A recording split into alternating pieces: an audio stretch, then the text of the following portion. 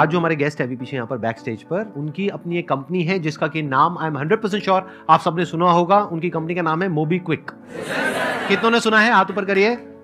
Please give an energetic and warm welcome to the founder of MobiKwik, mister Vipin.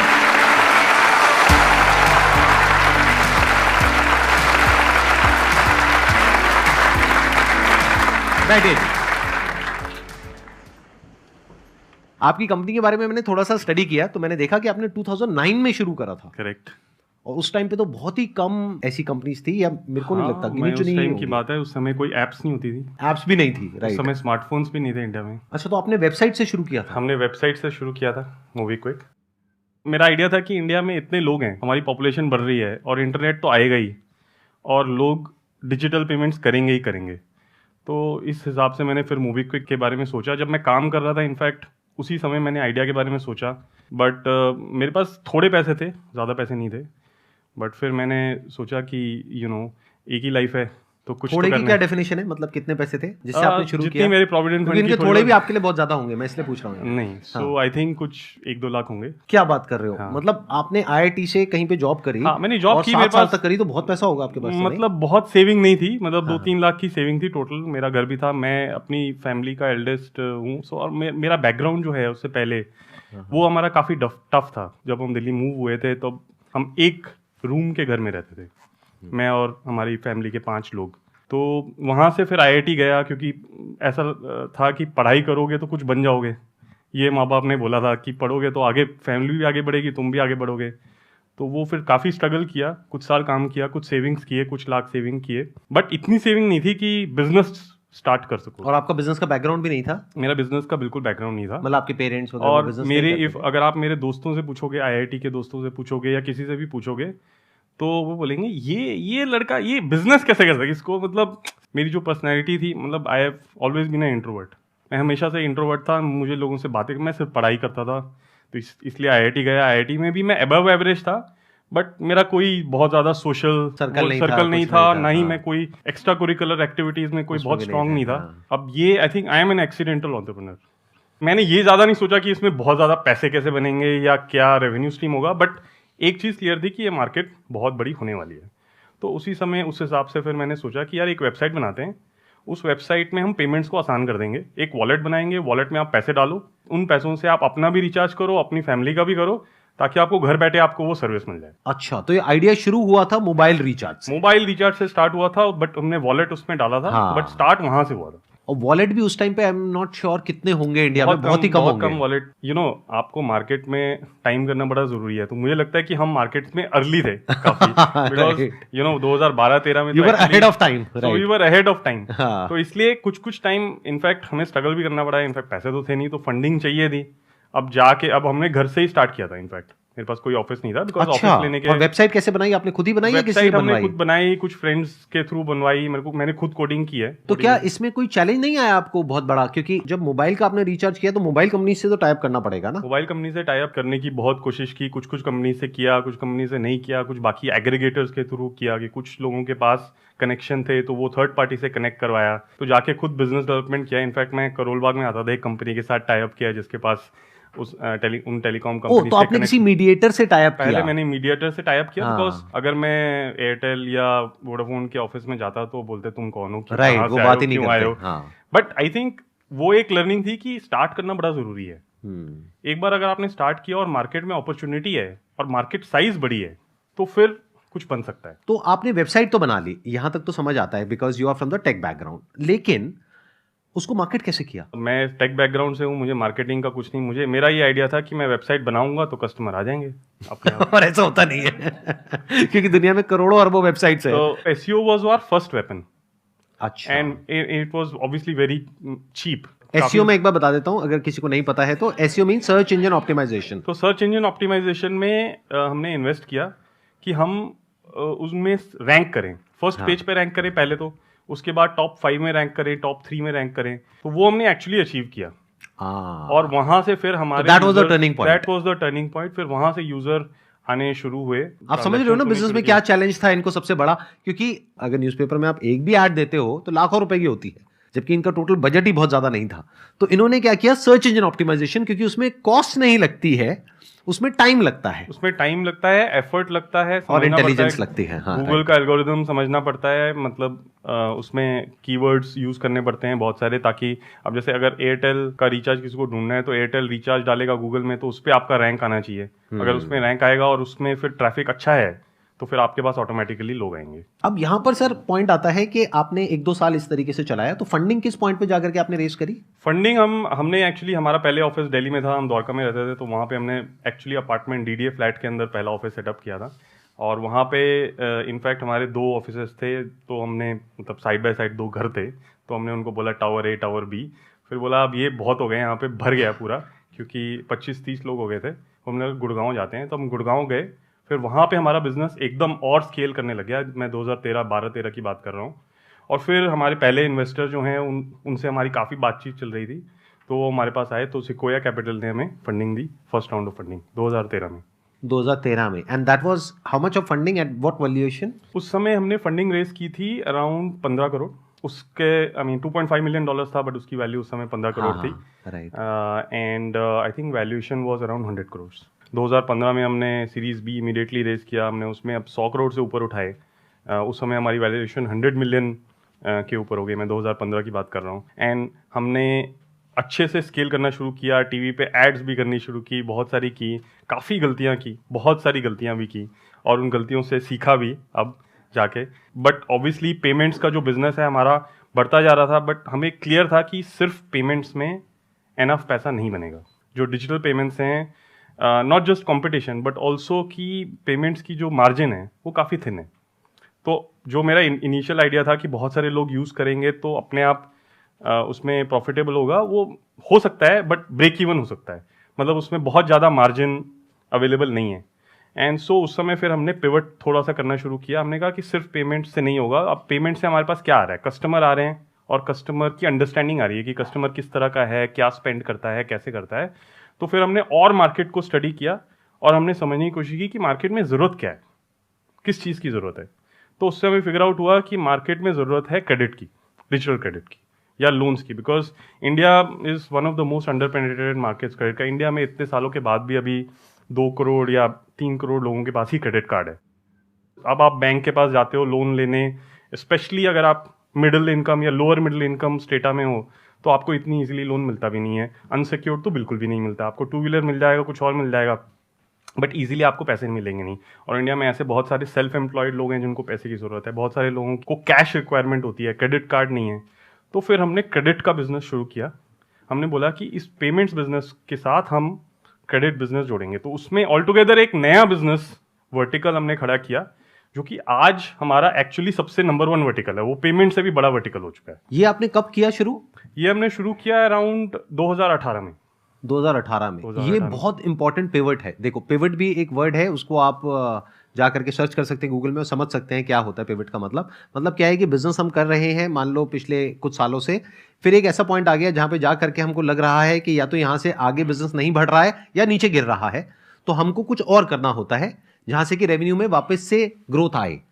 तो अभी जहां तक मैं समझ पा रहा हूं, please correct me if I am wrong, मैं ये समझ पा रहा हूं कि इन्होंने शुरू किया रिचार्ज के बिजनेस से, which was a great idea at that time, लेकिन 2018 तक पहुंचते पहुंचते एक तो इसमें कंपटीशन बहुत बढ़ गया, दूसरा जो टेलीकॉम प्लेयर्स हैं वो खुद रिचार्ज देने लग गए अपने प्लेटफॉर्म से, और बहुत सारे प्लेटफॉर्म्स आ गए और बहुत सारे एवेन्यूज आ गए जहां से कि एक इंसान रिचार्ज कर सकता है। तो जिस वजह से उस बिजनेस में ग्रोथ नहीं आ रही थी। सो सिर्फ रिचार्ज नहीं था, ऑब्वियसली उसमें सारे पेमेंट्स के थे। उसमें payment, online payment options, offline QR code, सारे पेमेंट ऑप्शंस हमने बनाए थे। तो हमने पेमेंट्स का बहुत बड़ा बिजनेस बनाया था, काफी बड़ा बिजनेस था। उसमें ऑलरेडी हमारा 100 करोड़ से ऊपर हमारा टॉप लाइन जो कि रेवेन्यू कहते हैं वो बन गया था। कि मतलब जैसे जोमेटो जैसी ऐप में जाके आप मूवी क्विक से पे कर सकते हो, मेक माई ट्रिप में जाके पे कर सकते हो, किसी दुकान पे जाके QR कोड से पे कर सकते हो। तो ये सारा हमने इन्वेस्टमेंट किया, तो बड़ा पेमेंट्स का बिजनेस बटा, बट पेमेंट्स में मार्जिन बहुत कम है। पेमेंट्स में यूजुअली जो मार्जिन होता है, जहां तक मैं समझता हूं, इट्स अराउंड 1 to 2%। कुल मिला के उसमें एक्चुअली 1 to 2% का आपको 10 या 20% ही बचता है। 1 to 2% का भी 10-20% बचता है। 10-20% इन अदर वर्ड्स कि अगर 100 करोड़ की आपने सेल करी तो उसमें से पहले आपको बचा 1 या 2%, उसका भी सारे खर्चे निकालने के बाद में बीच में बहुत सारी कॉस्ट है, उसका भी आपको बचा 10-20 लाख रुपए। करेक्ट। तब इन्होंने पिवट किया, इन्होंने कहा कि किसी हाई मार्जिन बिजनेस में जाते हैं which is consumer loans, that too unsecured, right? Too unsecured, fully unsecured. Is it not covered under the rules and regulations of NBFC या बैंक, या आप ऐसे कैसे कर सकते हैं? मतलब ये मैं समझना चाहूंगा। तो हम एक प्लेटफॉर्म है, हाँ, हम क्या करते हैं, हम दूसरी एनबीएफसीज और इनफैक्ट बैंक्स के साथ भी हाँ, जुड़ के काम करते हैं। हाँ, तो जो लोन देता है, जो पैसे आते हैं, वो हमारे नहीं है। ओह गॉट इट। वो आते हैं किसी हमारे पार्टनर से, हमारे 2-3-4 बड़े बड़े पार्टनर हैं, तो उनके साथ हमारा टाई अप है। तो पैसा वहां से आता है, कस्टमर बेस आपका हो गया। कस्टमर बेस हमारा है, कस्टमर हमारी ऐप पे है, कस्टमर उस लोन को हमारी ऐप में एक्सेस करता है और यूज करता है। फिर जब वो रीपे करता है तो वापस वो उसी लेंडर के पास जाता है, जो भी एनबीएफसी है और बैंक है। और आपको उसमें रेवेन्यू शेयरिंग अरेंजमेंट हमारा बीच में फीस है, हम मर्चेंट से पैसा कमाते हैं, काफी सारे अलग अलग कमर्शियल एंगल हैं। पहले ये जिस बिजनेस मॉडल में थे 2018 तक, 2009 से 2018 तक, इनको एक मिला first mover advantage and they were ahead of time. लेकिन उस पॉइंट में क्या हुआ कि बाद में जाकर के बहुत सारे प्लेयर्स आ गए, let's not take their names, but बहुत सारे ऐसे वॉलेट्स आ गए, बहुत सारे पेमेंट ऑप्शंस आ गए, तो उसकी वजह से कंपटीशन बहुत ज्यादा बढ़ गया मार्केट में, और मार्जिन इतना नहीं है। लेकिन इनके पास में कस्टमर बेस बहुत बड़ा था, करोड़ों में होगा आई थिंक, करोड़ 2018 में। आज की डेट में हमारे पास 13 करोड़ कस्टमर है। 13 crore customers, which is big. तो 13 करोड़ कस्टमर्स आज की डेट में इनके पास में है। बट अगर 13 करोड़ कस्टमर्स को ये पेमेंट मॉडल के लिए यूज करते हैं तो उसमें इतना मार्जिन नहीं है। लेकिन अगर उनको आप अपने वॉलेट में लोन देते हैं, एक काइंड ऑफ पर्सनल लोन हो गया जो किसी एनबीएफसी से या बैंक से टाइप करके हो गया, तो अगर उसमें वो एनबीएफसी चार्ज करती है एक्स अमाउंट, मान लो उस लोन के ऊपर साल का अगर आप लेट पे करते हो तो 18% लगता है, तो 18% में से एक एक्स अमाउंट इनको मिलेगा, प्लस जब आप लेट पे करोगे तो उसकी थोड़ी सी फीस होगी जो इनको मिलेगी। तो वो सारे जो एंगल्स हैं उन सब में हमारा कुछ कुछ हिस्सा है। हाँ, जो भी कस्टमर पे करेगा कुछ हिस्सा हमारा है और बाकी हिस्सा हमारे पार्टनर का है। तो आप पूछोगे कि वो पार्टनर हमारे साथ क्यों बिजनेस करना चाहता है, बिकॉज मोस्टली जो बहुत सारे बैंक्स और एनबीएफसी उनके पास इतने कस्टमर ही नहीं है। राइट, उनको तो फ्री में डेटा मिल गया ना। इसको ऐसे समझो कि मतलब एक एनबीएफसी है, एक बैंक है, अगर उनको नया कस्टमर चाहिए और वो भी विद डेटा, जिसके बेस पे इनको पता है कि वो जो कस्टमर है उसकी पेइंग कैपेसिटी कैसी है based upon his spending capacity, तो उससे इनके पास में डेटा है। तो एनबीएफसी को और बैंक को क्या बेनिफिट हुआ, बिना एडवर्टाइजिंग करे, बिना मार्केटिंग करे, फ्री में उनको एक कस्टमर मिल गया बिना किसी कॉस्ट के, और प्रॉफिटेबल बिजनेस बना उनका। Now what I want to understand is कि 2018 में आपने पिवट किया था, यानी 2018 में आपने ये बिजनेस मॉडल में अपने चेंज लेकर के आए। तो 2018 में आपकी रेवेन्यूज कितनी थी और आज की डेट में कितनी है आपकी जो रेवेन्यूज है? 2018 में हमारा रेवेन्यू था अराउंड 80 करोड़। 80 करोड़ हो गया इनका ग्रॉस मार्जिन, जिसमें से और एक्सपेंसेस निकलेंगे करेंगे। But till that time you were loss making? We were loss making. उस साल हमारा लॉस था कुछ आई थिंक 128 करोड़। 128 करोड़ का लॉस था। और अब करंट पोजीशन क्या है, 80 करोड़ से कहां पहुंच गए और लॉस है या प्रॉफिट है? लास्ट ईयर हमने 550 करोड़ का रेवेन्यू किया है। 5 साल में आप 80 करोड़ से 550 करोड़ तक गए हैं। That is a big achievement. And is it profitable now or is it still under losses? 100% profitable, but last year हमने 2 क्वार्टर फुल प्रॉफिटेबल किए थे and that is the current state. मतलब तो हम बेसिकली बहुत करीब हैं ब्रेक इवन के, ब्रेक इवन पे हैं हम, बट अभी हम बहुत सारा प्रॉफिट या कैश फ्लो नहीं जनरेट कर रहे हैं, but we are break even, we are not losing money. Sir मेरा क्वेश्चन ये था कि आपने बताया कि मोबीक्विक में आप पे लेटर और लोन ऑप्शन देते हैं, तो उसमें कुछ परसेंटेज ऑफ लोग ऐसे भी होते होंगे जो पे ही ना करें, पे ही नहीं करते होंगे, तो उनका आप क्या करते हैं? तो उनके लिए प्रोसेस होता है हमारा, एक उनको हम रिमाइंडर्स भेजते हैं, नोटिफिकेशंस करते हैं, फिर हमारे पास कॉल सेंटर है, उनसे कॉलिंग कराते हैं, उनको बोलते हैं सर प्लीज पे करिए। इनके पूछने का मतलब है, मतलब गुंडे बदमाश घर जाते हैं, नहीं जाते हैं? नहीं, मतलब ये शायद इसलिए पूछ रहे हैं कि ये आपकी ये आपकी ऐप डाउनलोड करके सोच रहे हैं कि ये पे नहीं करेंगे 60,000 रुपए, तो इनके साथ क्या होगा ये जानना चाह रहे हैं। देखिए ऐसा है कि बिल्कुल बिल्कुल वैलिड क्वेश्चन है। 10 साल 15 साल पहले इंडिया में जो होता था अब वो नहीं होता है। जो हमारे रेगुलेटर भी हैं, जो आरबीआई भी हैं, ये बहुत स्ट्रिक्ट हैं कलेक्शंस को लेके। आप कैसे कलेक्ट कर सकते हो, क्या कर सकते हो, क्या प्रोसेस, उसका पूरा फ्रेमवर्क, स्कोप वगैरह किस तरीके से कर सकते हो। मतलब आपको ज्यादा से ज्यादा कॉल आएगी, बट इससे ज्यादा नहीं। मैं ना आपके क्वेश्चन को ज्यादा अच्छे से समझ गया हूं, तो मैं ज्यादा अच्छे से आपको जवाब देता हूं क्या होगा। देखो, जब आप 60,000 रुपए इनसे लोगे और वापस नहीं करोगे तो इनका छोटा सा नुकसान होगा, क्योंकि ये उसकी कैलकुलेशन पहले से करके चल रहे हैं कि 2% कस्टमर ऐसे होंगे जो पैसे वापस नहीं करेंगे। लेकिन आपका बहुत बड़ा नुकसान होगा, क्योंकि आपकी जो क्रेडिट रेटिंग है करेक्ट, वो खराब हो जाएगी। फिर कल को फ्यूचर में आप कहीं भी जाओगे लोन लेने के लिए, चाहे गाड़ी के लिए, चाहे घर के लिए, चाहे बाइक के लिए, या किसी भी चीज के लिए, तो आपको कोई भी लोन नहीं मतलब देगा। सिविल स्कोर खराब हो जाएगा, आपका स्कोर खराब हो जाएगा। एंड वही हम लोगों को समझाने की कोशिश करते हैं कि आप अपना पैसा वापस करिए इतने छोटे अमाउंट के लिए। आप अपना फ्यूचर, क्योंकि उसमें फिर ऐसा होता है कि 18 महीने, 24 महीने, 3 साल तक आपको कोई भी लोन नहीं देगा। हाँ, मतलब पूरी सिर्फ जिंदगी हमने- भर के लिए आपके ऊपर एक ब्लैक मार्क आ गया हमेशा के लिए, क्योंकि अब तो सबको डिजिटल है, तो वो आपके लिए अच्छा नहीं है, क्योंकि छोटा डिफॉल्ट करके हो सकता है बड़ी अपॉर्चुनिटी को मिस कर जाओ। कभी आपको फ्यूचर में 10 लाख की जरूरत होगी, तो वो कब मिलेगा? जब आप 50-50 हजार के छोटे छोटे लोन्स पे करोगे। अल्टीमेटली इसमें लोन पे करने में आपका फायदा है, मतलब इस तरीके से हमको समझना होगा। तो लोन पे करना होगा, मतलब मर्जी आपकी। सर ये पूछ रहे हैं कि लोन पे करना होगा या नहीं, मतलब आप क्या सजेस्ट करते हैं? हाँ, आपको करना चाहिए, बट इससे ज्यादा नहीं बोल पाऊंगा। Thank you sir. मतलब कोई आपके घर तो नहीं आएगा, लेकिन फ्यूचर में आपके लिए लोन मिलने की जो पॉसिबिलिटी है वो क्लोज हो जाएगी। तो वो आपको डिसीजन लेना है कि एक शॉर्ट टर्म गेन के लिए क्या लॉन्ग टर्म में अपनी पूरी लाइफ को खराब करना है, इन द सेंस कि अपनी क्रेडिट रेटिंग को खराब करना है, या फिर शॉर्ट टर्म के बारे में नहीं सोचना है, लॉन्ग टर्म के बारे में सोचना है। तो वो आपके ऊपर है कि आपकी विजन शॉर्ट टर्म है, लॉन्ग टर्म है।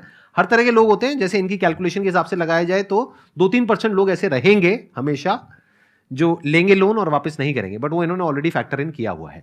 सर मेरा क्वेश्चन ये था कि आपने बोला, मतलब स्टार्टिंग में जो आपने डेटा कलेक्ट किया वो उस बेसिस पे होगा कि यूजर्स कितना मतलब एक्टिव है आपकी उस पे, कैसे आप मतलब एनालाइज करते हैं कि कितना Right. पर्टिकुलर अमाउंट दिया जाएगा हर बंदे को? बहुत अच्छा question, क्वेश्चन है, बहुत हाँ। अच्छा सवाल है। देखिए, मैंने जो आपको बताया था वो बहुत ही एक सिंपल एक्सप्लेनेशन था।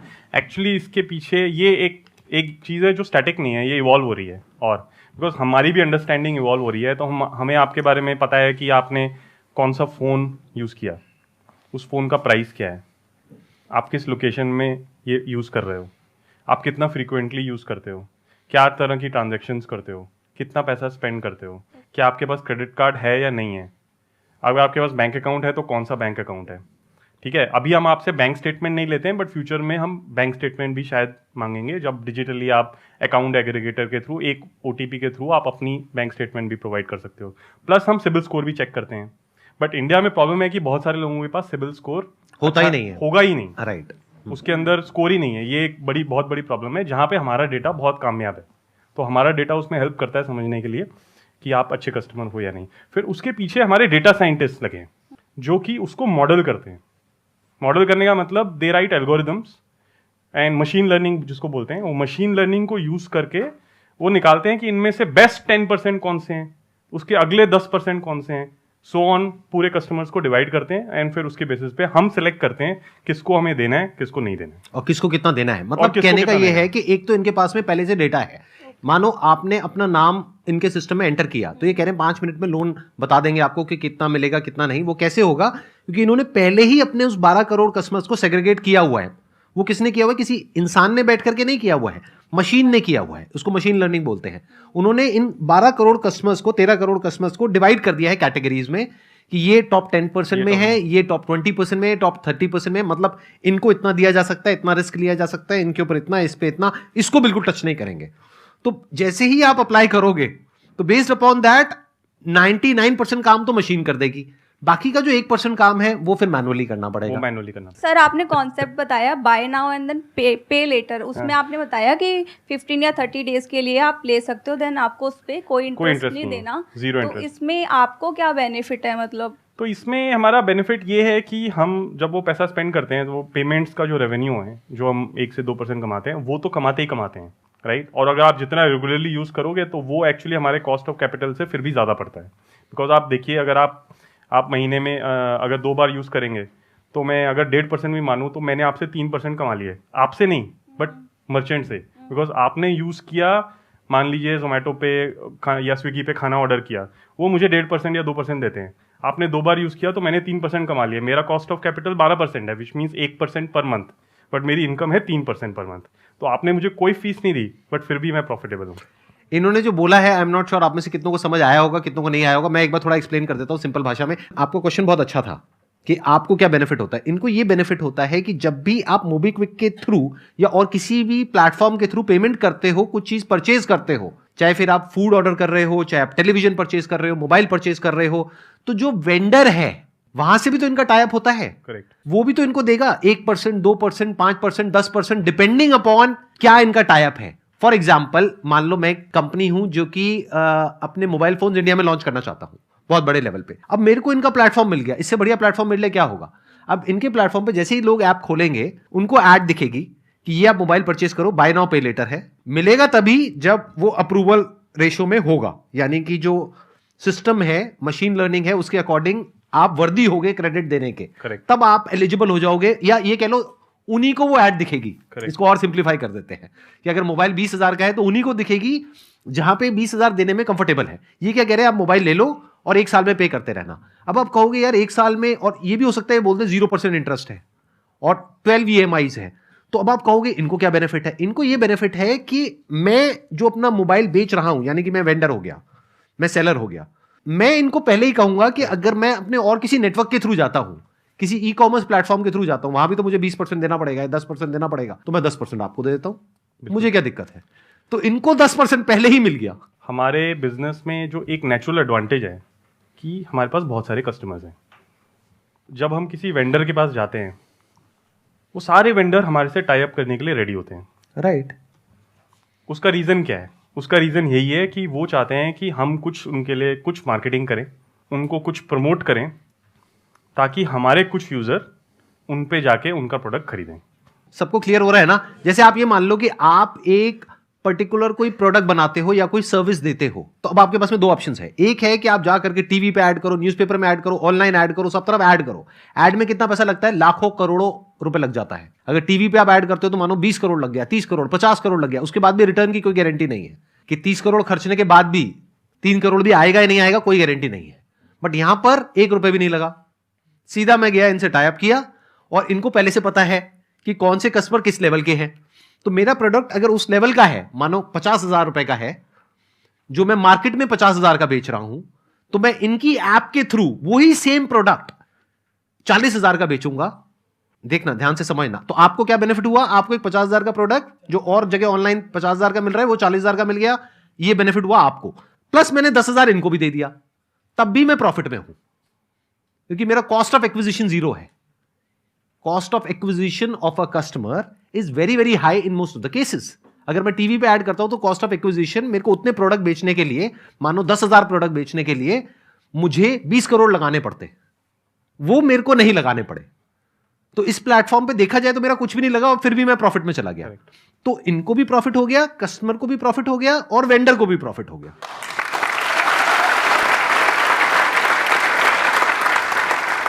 आपके शो में आके बहुत अच्छा लगा। मतलब मैंने आपके बारे में भी पढ़ा, आपने बहुत कमाल का काम किया है। So applause for sir. Thank you so much.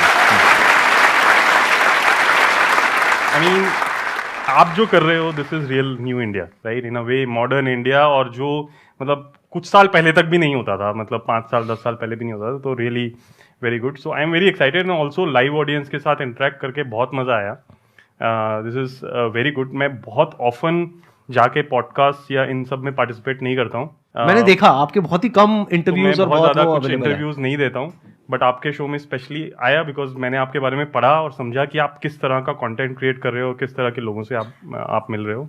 So thank you for inviting me. अरे सर, मोस्ट वेलकम। और सर, फ्यूचर में कभी हम आपको इनवाइट करें यहाँ पे अपनी ऑडियंस को कुछ सिखाने के लिए या कुछ, ताकि वो आपके एक्सपीरियंस से सीख सकें, तो would you be open for coming again? 100%। मेरा this is one of the regrets I have कि मैं इसमें एनफ नहीं करता हूँ। तो आई हैव, मतलब मेरे पास हैं थॉट्स, काफ़ी सारी इंसाइट्स हैं, कुछ मैं लिंक्डइन या दूसरे चैनल्स में शेयर करता हूँ, but this is really amazing to interact with live audience. इस जैसा कोई एक्सपीरियंस नहीं है। Great sir, great. Thank you so much sir यहाँ पर आने के लिए, और मेरा पर्सनली बहुत अच्छा एक्सपीरियंस रहा आपके साथ, बहुत कुछ सीखने को मिला। Big round of applause for him.